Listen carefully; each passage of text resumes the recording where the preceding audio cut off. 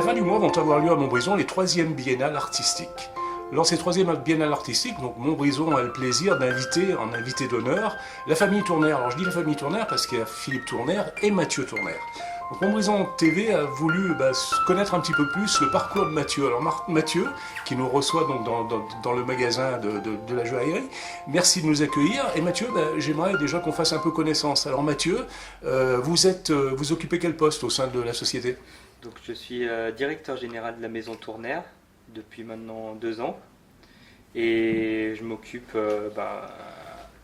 comme tout chef d'entreprise, un peu de tout dans l'entreprise, mais à la base je suis plus sur la partie artistique du développement des nouvelles collections donc de tous les nouveaux bijoux de la maison Tournaire. À la base, vous étiez le directeur artistique de la maison. Tout à fait. Alors, comment on devient directeur artistique? C'est un plus, c'est un handicap d'avoir un père comme le vôtre? Alors c'est un gros plus bien sûr, et puis c'est aussi un handicap, mais moi j'essaie d'en faire que du plus. J'ai eu la chance d'avoir un père qui m'a beaucoup appris sur le métier artistique, on va dire. Et puis après, c'est la difficulté, c'est vrai que c'est qu'on est toujours comparé quand on a un prédécesseur qui entre autres est son père et qui a du talent, donc on est toujours comparé et on est toujours amené à essayer de faire mieux, mais c'est pas forcément simple parce qu'on est toujours comparé. Et donc voilà, moi j'essaye de faire du mieux possible. Je dis souvent que je fais dans la continuité différente avec mon père parce que c'est vrai que faut continuer, faut rester dans la même ligne artistique, je dirais, mais sans trahir l'esprit de la maison Tournaire.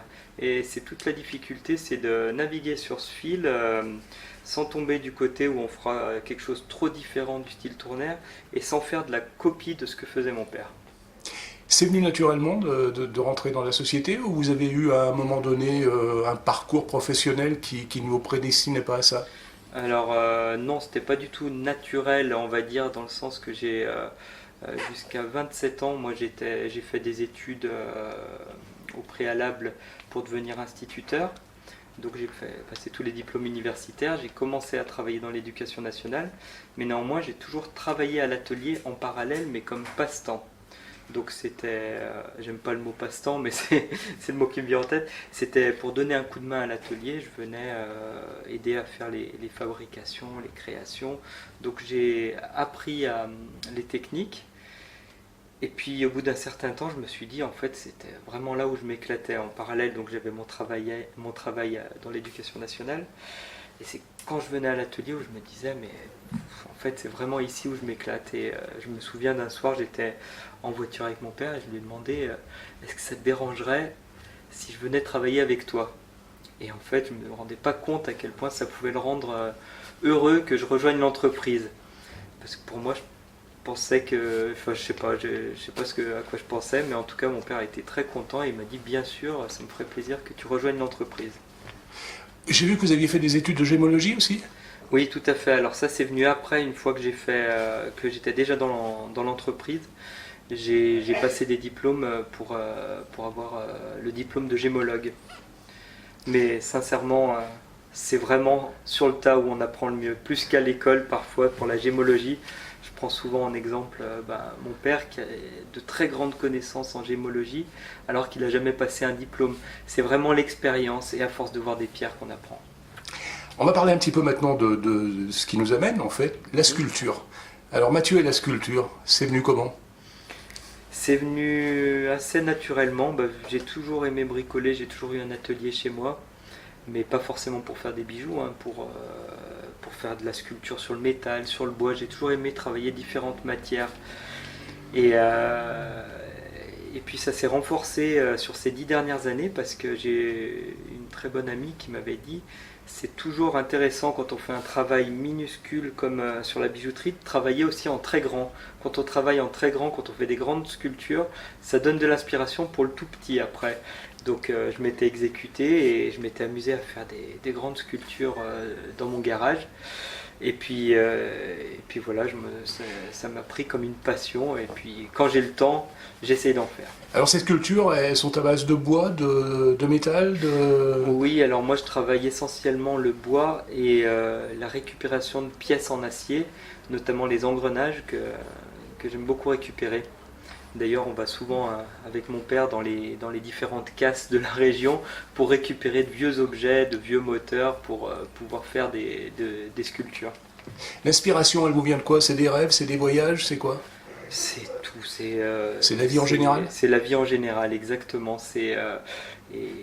Et aussi bien pour les bijoux que pour la sculpture, c'est pas une tendance, c'est pas parce qu'on a vu que c'était la mode de telle couleur dans un magazine qu'on va se mettre à utiliser telle couleur. Non, c'est vraiment suite à des voyages, oui, peut-être, par rapport à des rêves parfois, mais souvent aussi par rapport à des rencontres. Et on se base sur la vie en général. Et des fois, tout simplement, on trouve un bel objet dans la nature ou dans une casse et on a envie de l'utiliser et de le rendre encore plus beau.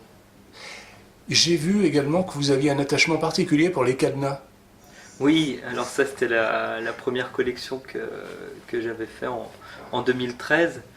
Voilà, c'était clairement issu d'une histoire de vie. Hein. J'étais pas mal à Paris à l'époque et je passais souvent sur la passerelle du Pont des Arts où les amoureux accrochaient leurs cadenas sur le Pont des Arts. Et l'histoire m'avait beaucoup plu, du coup je m'en étais inspiré pour faire une collection. Malheureusement aujourd'hui, enfin malheureusement ou heureusement, j'en sais rien, ça dépend des points de vue, les cadenas, on ne peut plus les attacher sur ce pont, ils ont remplacé les grillages par des barrières en plexiglas. Donc vous avez créé une structure qui permet d'accrocher. J'ai vu par exemple à la mairie de Savigneux, il y a quelque chose, c'est vous qui l'avez créé ça. Bah oui, exactement, j'oubliais. Donc d'où la sculpture, puisque c'est une sculpture en définitive. Exactement. Et là ça fait quelque part un lien entre la sculpture et votre métier d'aujourd'hui. Exactement, bah, j'avais d'abord développé la collection de bijoux et ensuite j'avais développé cette sculpture qui a été commercialisée, qui a été vendue à différentes mairies.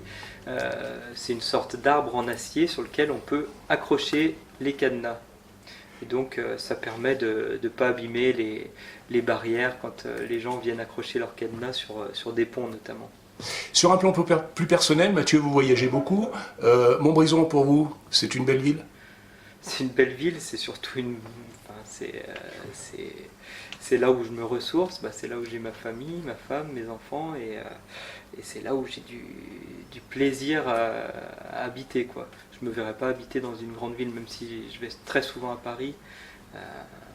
Là où j'ai du plaisir à habiter, là où je me ressource, aussi bien en inspiration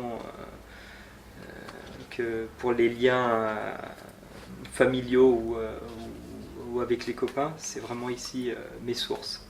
Donc pour vous, c'est une fierté de participer à cette biennale? Ah oui, c'est une fierté. Tout ce dès qu'on peut mettre la région de Montbrison en avant, la région même, toute la Loire en avant, on essaye d'en faire la promotion parce que c'est une magnifique région et une magnifique ville, bien entendu. En tous les cas, Montbrison vous remercie pour tout ce que vous faites, parce que vous permettez effectivement à la ville de rayonner bien au-delà des frontières françaises, dans le monde entier, avec toutes vos réalisations. Merci beaucoup de nous avoir accueillis. Mais je tiens juste à préciser que c'est grâce aussi à toute une équipe qu'on arrive à faire ça. C'est pas seulement mon père et moi, c'est vraiment toute une équipe de passionnés qui permet de faire toute cette promotion de nos savoir-faire locaux et de notre métier.